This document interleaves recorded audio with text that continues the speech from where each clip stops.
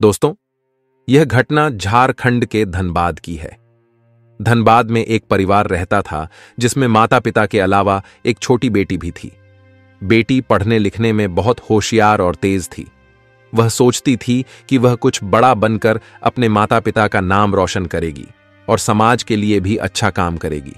समाज में हो रही गलतियों और भ्रांतियों को सुधारने का एक यूनिक तरीका वह अपनाएगी। इसी सोच के साथ उसने आईपीएस की तैयारी की और अंत में उसका चयन भी हो गया। चयन होने के बाद वह ट्रेनिंग करती है और ट्रेनिंग पूरी करने के बाद वह घर लौट आती है। तब उसके माता पिता कहते हैं, बेटी, अब तो तुम एक अच्छी नौकरी पा चुकी हो और तुम्हारी उम्र भी, अब तुम्हें किसी अच्छे लड़के से शादी कर लेनी चाहिए। इस पर लड़की कहती है, पिताजी, शादी तो हमें करनी है, इसमें कोई शक नहीं है, लेकिन अभी मेरा जो लक्ष्य है वह मुझे पूरा करना है। मैं अभी समाज को देखना चाहती हूं, समाज कैसा है। अभी तक तो मैंने समाज को कभी देखा ही नहीं है। मैं सिर्फ एक कमरे में बैठकर पढ़ाई करती रही हूं और ज्ञान अर्जित किया है। लेकिन पिताजी, समाज में किस तरह के लोग रहते हैं, किस तरह की घटनाएं घटित होती हैं और हमें कैसे उनका सामना करना है, यह सब देखना चाहती हूं। 4-5 साल तक मुझे सिर्फ यह अनुभव करना है, उसके बाद ही शादी करूंगी। पिताजी, आप और मां मुझे समझा रहे हैं, लेकिन मैं अपने फैसले पर अडिग हूं। पिताजी ने आखिरकार कहा, बेटी, अब तुम समझदार हो गई हो, अपने फैसले खुद लो और अपना ध्यान रखना। यह सुनकर अनीता ने जवाब दिया, पिताजी, आप चिंता न करें, मैं अपना ख्याल रखूंगी। इसके बाद अनीता अपनी ड्यूटी के लिए रवाना हो गई। धनबाद में उसकी पहली पोस्टिंग थी, लेकिन ड्यूटी पर जाने के बजाय उसने अपने निजी ड्राइवर से कहा, मुझे किसी सुनसान जगह पर छोड़ दो। ड्राइवर पहले तो थोड़ा झिझका, लेकिन उसने आदेश का पालन किया। वह अनीता को शहर की एक सुनसान जगह पर छोड़ आया। वहां पहुंचकर अनीता ने कहा, अब ध्यान से सुनो, मैं यहां से अकेले जाऊंगी और किसी को मेरे बारे में कुछ मत बताना। अगर तुमने किसी को बताया तो समझ लो तुम्हारी नौकरी गई। ड्राइवर डर के मारे बोला, मैडम, आप निश्चिंत रहें, मैं किसी को कुछ नहीं बताऊंगा। इसके बाद अनीता ने अपने कपड़े और लुक बदला। उसने खुद को एक भिखारिन की तरह तैयार किया। सादे फटे पुराने कपड़े पहनकर मैली कुचैली हालत में वह बाजार की ओर चल दी। थोड़ी देर बाद वह थाने के पास पहुंची। वहां उसने थाने के आसपास चक्कर लगाना शुरू किया। पुलिस स्टेशन के पास खड़े कुछ कांस्टेबल उसे देखकर चौंके और बोले, अरे, यहां क्या कर रही है? कहीं और जाकर मांग, यहां मत परेशान कर। अनीता ने शांत स्वर में जवाब दिया, आप अपना काम करिए, मैं किसी को परेशान नहीं कर रही हूं। यह कहकर वह थाने के आसपास टहलने लगी, जैसे वह कुछ खास तलाश रही हो। अनीता, जो भिखारिन के रूप में थाने के आसपास घूम रही थी, हर चीज पर बारीकी से नजर रखे हुए थी। लगभग 20 से 30 मिनट के बाद अचानक थाने के बाहर भीड़ जुटने लगी। भीड़ के बीच अनीता ने एक कांस्टेबल से पूछा, साहब, यहां इतनी भीड़ क्यों लगी है? कांस्टेबल ने लापरवाही से जवाब दिया, एक लड़की का मामला आया है, रेप हुआ है उसका, परिवार शिकायत लेकर आया है, लेकिन जिसने यह किया है वह एक अमीर व्यापारी का बेटा है। मामला थोड़ा पेचीदा है। यह सुनकर अनीता के कान खड़े हो गए। उसने देखा कि भीड़ में लड़की का परिवार रो रहा था और वहीं आरोपी के प्रभावशाली परिवार के लोग अपनी शक्ति का प्रदर्शन कर रहे थे। अनीता ने पुलिस वालों की नजर से बचते हुए थाने के अंदर घुसने की कोशिश की। जैसे ही वह अंदर पहुंची, वहां मौजूद अधिकारी चौंक गए। दरोगा साहब ने गुस्से में पूछा, अरे, इसे अंदर कैसे आने दिया? यह भिखारिन यहां कैसे घुस गई?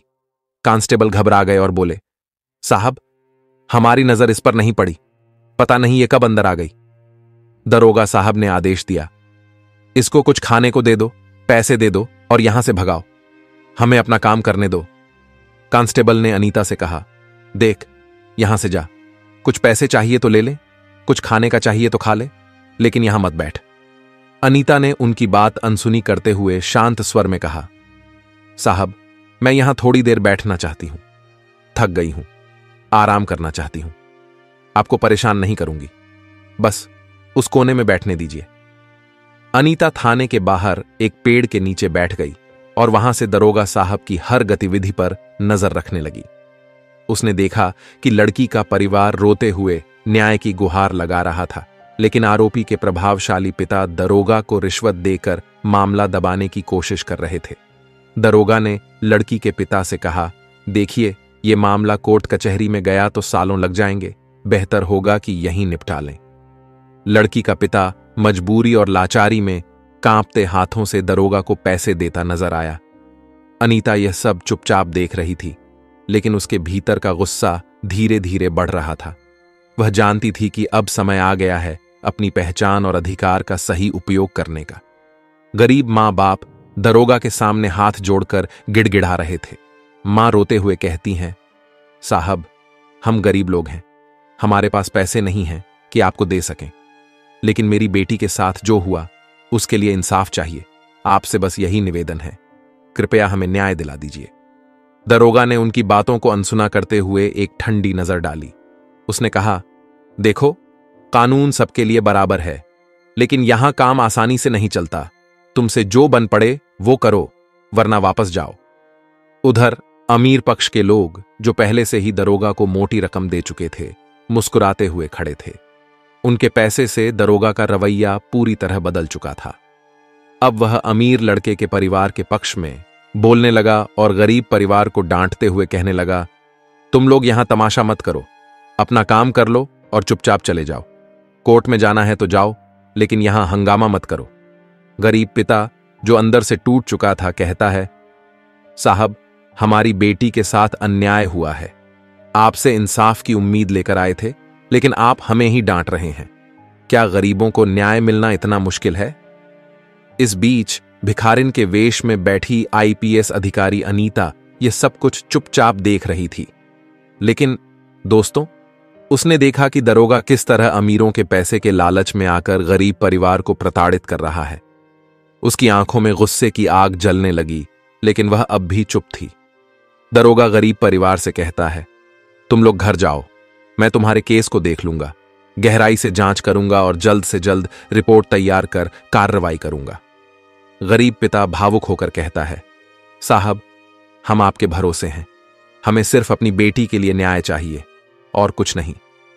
दरोगा बड़ी सहजता से जवाब देता है, ठीक है, तुम चिंता मत करो, मैं सब संभाल लूंगा। लेकिन जैसे ही गरीब परिवार थाने से बाहर निकलता है, दरोगा अमीर व्यापारी से पैसे लेता है और उसके पक्ष में कार्यवाही करने की योजना बनाने लगता है। थाने के बाहर गरीब परिवार को बैठी हुई भिखारिन रूपी अनीता रोक लेती है।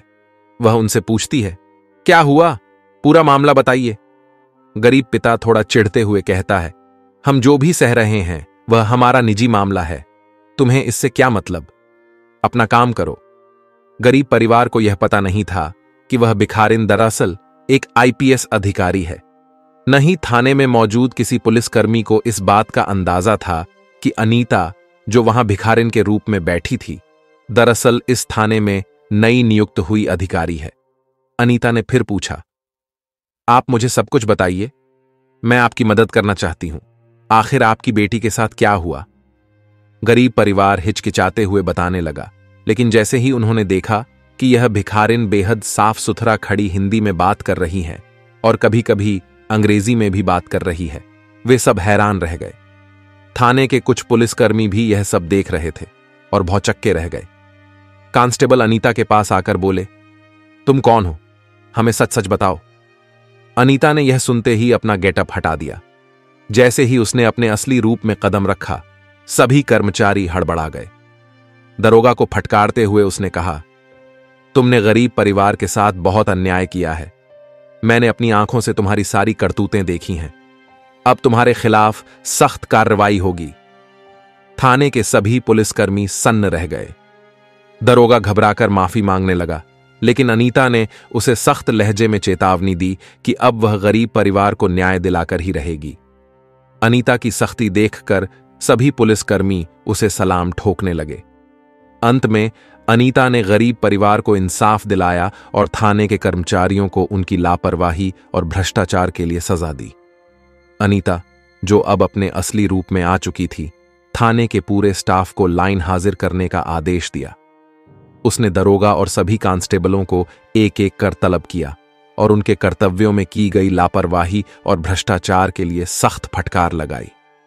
दरोगा से सख्त लहजे में कहा, तुम्हारी ड्यूटी न्याय दिलाने की थी, लेकिन तुमने अपनी जिम्मेदारी को पैसे के लिए बेच दिया।